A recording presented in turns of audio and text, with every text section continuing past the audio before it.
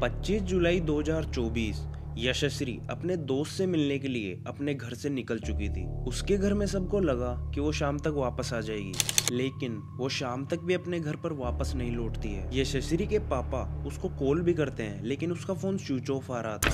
इसके बाद वो यशस्वी को ढूंढने लगते हैं, लेकिन जब उसका पता नहीं चलता है तो वो उसकी मिसिंग रिपोर्ट लिखवाने के लिए पुलिस स्टेशन चले जाते हैं। मिसिंग रिपोर्ट लिखवाने के अगले दिन 28 जुलाई 2024 को उरन तालुका के पास कोटनागा नाम की एक जगह पर एक आदमी को एक लड़की की लाश झाड़ियों के अंदर मिलती है। वो आदमी जल्दी लोकल पुलिस को कॉल करके वहां पर बुला लेता है। पुलिस वाले जब उस लड़की की लाश को देखते हैं तो उनके भी होश उड़ जाते हैं। उस लड़की का चेहरा बहुत ही बुरी तरीके से कुचल दिया गया था और उसके प्राइवेट पार्ट पर भी चाकू से वार किया गया था। पुलिस वाले उस लड़की की लाश को पहचानने के लिए वहां पर छानबीन करते हैं, लेकिन उन्हें ऐसा कुछ भी नहीं मिलता है जिससे उस लड़की की लाश को पहचान सके। इसके बाद पुलिस वाले सोचते हैं कि उनके पास कल ही एक लड़की की मिसिंग रिपोर्ट आई थी जो कि यशस्वी शिंदे की थी। उस मिसिंग रिपोर्ट की डिटेल्स को जब उस लड़की की लाश से मैच किया जाता है तो वो उस रिपोर्ट से थोड़ी थोड़ी मैच हो रही थी। इसके बाद पुलिस वाले यशस्वी के मम्मी पापा को उस लड़की की लाश को पहचानने के लिए पुलिस स्टेशन बुलाते हैं। उनको पहले तो कुछ भी समझ में नहीं आया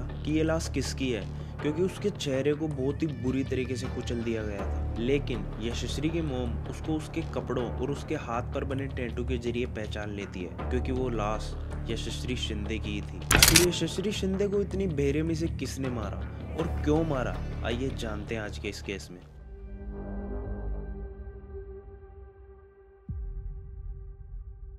यशस्वी शिंदे उरन तालुका महाराष्ट्र में अपने मम्मी पापा के साथ रहती थी। उसने अपनी ग्रेजुएशन पूरी करके बेलापुर की एक प्राइवेट कंपनी में डाटा एंट्री का काम शुरू कर दिया था। वो रोज अपने ऑफिस जाती थी और शाम को अपने घर वापस भी आ जाती थी।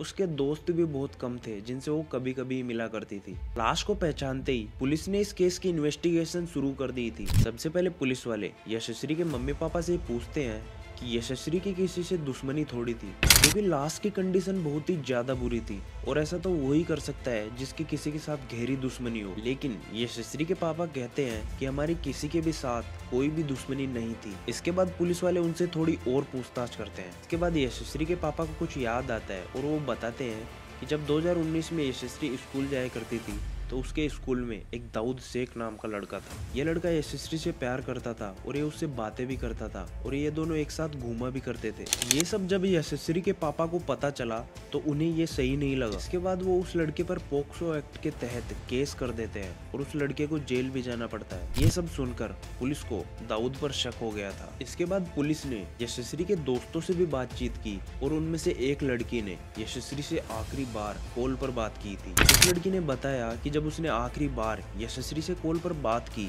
तब वह बहुत ही ज्यादा डरी हुई थी। वो कह रही थी कि उसे एक लड़का कोटनाका की तरफ अकेले में मिलने के लिए बुला रहा है, क्योंकि वो जगह बहुत ही ज्यादा सुनसान थी, इसलिए उसको डर लग रहा था। उसकी दोस्त ने उसे वहां जाने से मना भी किया था, लेकिन उसने कहा कि वहां जाना मेरी मजबूरी है, अगर मैं नहीं गई तो अच्छा नहीं होगा। इससे पुलिस वालों को ये तो पता चल गया कि यशस्वी कोटनाका की तरफ गई थी, क्योंकि उसकी लाश भी कोटनाका में ही मिली थी। इसके बाद पुलिस वाले उस इलाके के सारे सीसीटीवी कैमरास को चेक करते हैं और एक फुटेज के अंदर यशस्वी कोटनाका की तरफ जाते हुए दिख जाती है। लेकिन जब पुलिस वालों ने आगे की फुटेज चेक की तो पता चला कि यशस्वी के जाने के ठीक 8 मिनट बाद एक लड़का भी उसके पीछे पीछे गया था। और पुलिस वालों ने जब उस लड़की की पहचान की तो पता चला कि वो लड़का और कोई नहीं, दाऊद शेख ही था। सवाल ये था कि आखिर ऐसी कौन सी मजबूरी थी जिसकी वजह से यशस्वी को वहां पर अकेले जाना पड़ा। जब पुलिस ने यशस्वी के कॉल रिकॉर्ड चेक किए तो पता चला कि यशस्वी 2 लोगों से रेगुलर बात किया करती थी और उनमें से दाऊद के साथ वो सालों से बात किया करती थी। इसका मतलब ये था कि दाऊद जब जेल से बाहर आया था तब से यशस्वी उससे बात किया करती थी। इसके अलावा एक दूसरा लड़का था जिसका नाम था मोहसिन।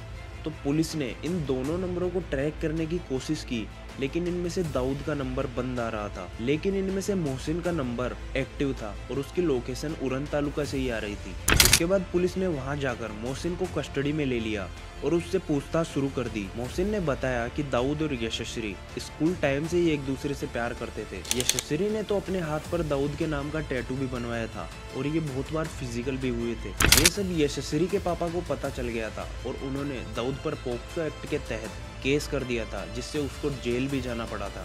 लेकिन 1 महीने के बाद ही दाऊद जेल से बाहर आ गया था। जेल से बाहर आने के बाद दाऊद उरन तालुका से कर्नाटक के बेंगलोर में शिफ्ट हो जाता है और वहाँ पर जाकर टैक्सी ड्राइवर का काम करने लगता है। लेकिन बेंगलोर में दाऊद के साथ एक रोड एक्सीडेंट हो जाता है, जिसके कारण उसे 2 साल तक हॉस्पिटल में रहना पड़ा। इस टाइम में यशश्री और दाऊद एक दूसरे से बात किया करते थे और ये मोहसिन नाम का लड़का तब काम आता था जब इन दोनों में झगड़ा हो जाता था। जब यशश्री दाऊद को ब्लॉक कर देती थी तब दाऊद मोहसिन के नंबर से यशश्री से बात किया करता था। लेकिन मोहसिन को यह पता नहीं था कि ये सब आगे चलकर मर्डर में बदलने वाला है। मोहसिन से यह सब पता करके उरन पुलिस कर्नाटक पुलिस को यह सब बताती है और दाऊद को कर्नाटक में ढूंढना शुरू किया जाता है। उस टाइम पर हर न्यूज चैनल पर इसी केस की खबरें चल रही थी। दाऊद पुलिस से छिपकर कर्नाटक के गुलबर्गा में अपने रिश्तेदारों के साथ रहता था। उनको ये पता नहीं था कि जो उनके बीच में रह रहा है उसने एक मर्डर किया है। एक दिन उनको न्यूज की वजह से पता चल गया और उन्होंने लोकल पुलिस को वहां पर बुला लिया। लेकिन जब तक पुलिस वहां पर आती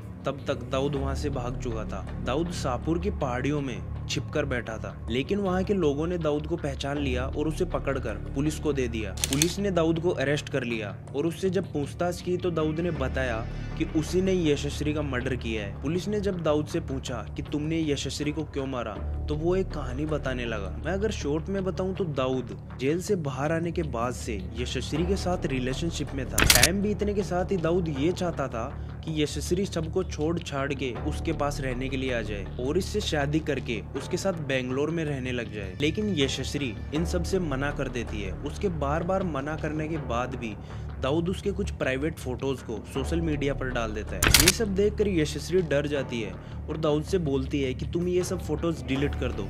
लेकिन दाऊद उसकी बात नहीं मानता है और उससे कहता है तुम अगर मेरे से मिलने आओगी तो मैं ये सब फोटोज डिलीट कर दूंगा। इसके बाद यशश्री डरकर 25 जुलाई 2024 को दाऊद से मिलने के लिए निकल जाती है। वो अपने घर पर यह कहकर निकलती है कि वो अपने दोस्तों के पास जा रही है। जब वो कोटनाका की तरफ जा रही थी तो वो वहाँ के एक सीसीटीवी फुटेज में आ जाती है और दाऊद भी उसके पीछे पीछे आ जाता है। दाऊद उसको फिर से अपने साथ चलने के लिए बोलता है, लेकिन यशश्री फिर से मना कर देती है। उसके बार बार मना करने के बाद दाऊद अपने बैग से चाकू निकालता है और उसे वहां पर बेरहमी से मार देता है। इससे ये पता चलता है कि दाऊद ने पहले से ही प्लान बना रखा था कि अगर यशश्री उसके साथ चलने से मना करेगी तो वो उसे मार देगा। इसके लिए उसने 2 चाकू भी खरीदे थे। अभी भी ये केस चल रहा है और दाऊद को पुलिस ने जेल में रखा हुआ है। उसको जल्दी सजा भी दी जाएगी। तो ये था आज का केस। मिलते हैं आपसे अगली वीडियो में। तब तक आप अपना और अपनी फैमिली का ख्याल रखें।